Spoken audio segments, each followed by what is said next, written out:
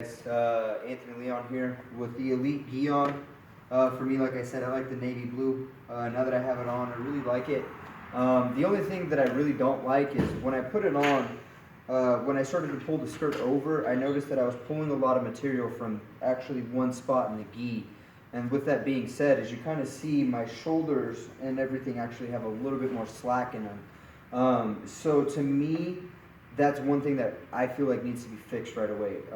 It seems like as if the template was for an A3, and then it was just used continuously down to the A1.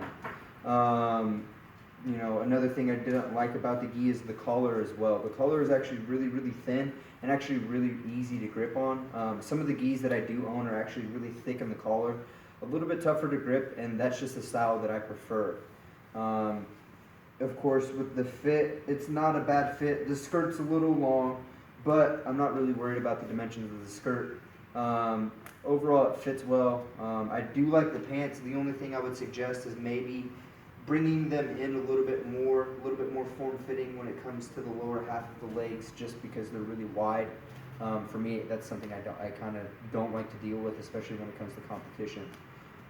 So as far as the gi goes, I would highly recommend it for first-time jiu-jitsu practitioners. If you're first getting into it, you're a white belt that needs a new gi, I would highly, highly recommend this gi. But however, if you're going to be competing, for me, I've had several types of gis, and to me, for the first gi, I would feel like, man, I would tear through this.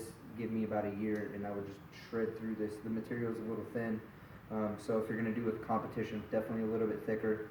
But I mean, as far as weight for IBJJF and tournaments that you do have to weigh with the gi on, I would recommend it.